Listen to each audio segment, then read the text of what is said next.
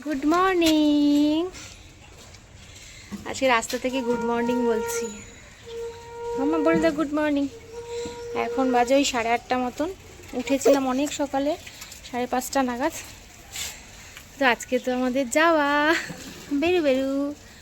তা আমরা এখন যাচ্ছি হচ্ছে ছেলের স্কুলে। আমি এক হাত দিয়ে কী করে বন্ধ করব? স্কুলে যাচ্ছি আর অরূপ যাবে বাজারে। আর এই যে বার্থডে বয়, চলো যাই। তো যেহেতু মিহিকে রাখার কেউ নেই বলতে শাশুড়ি আছে, কিন্তু মিহি কিন্তু থাকবে না, তাই মিহিকে নিয়েই যাচ্ছি। ও অতটা বিরক্ত করবে না। যাই হোক, চলো এখন গাড়িতে বসে পড়েছি। আর গাড়িতে বসলে প্রত্যেকটা বাচ্চাই মনে হয় ঘুমিয়ে পড়ে। তো যাওয়ার আগে ছেলের যে রেজাল্টটা নিয়ে যেতে পারছি, এটাই শান্তি হাতে করে। যে মেডিসিনের দোকানে এসেছি, এটা তো দাদার দোকান। এই যে দাদার দোকানে মেডিসিন নিতে এসেছি, টুকটাক লাগবে যেগুলো সেগুলো নিতে এসেছি। আর ওই যে স্কুটি, ওখানে বাজার রয়েছে। এই যে জামা কাপড় লন্ড্রিতে ছিল, এখনো কিছুক্ষণ পরে ট্রেন। তো পেয়ে গেলাম। এর আগের দিন তো হয়েছিল না, অনেক দিন পরে পেলাম হাতে।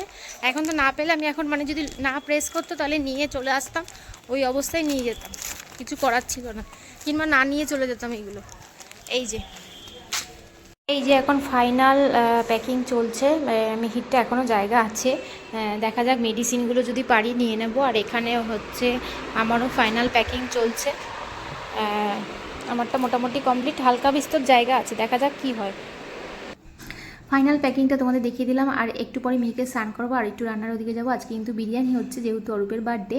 তো বিরিয়ানি খেয়েই কিন্তু আমরা যাচ্ছি কিন্তু পুরীতে মিহিকে প্রসাদ দেওয়ার জন্য। আর কোথাও ঘুরতে যাওয়ার দিন, যেটা ভীষণ ভালো লাগে।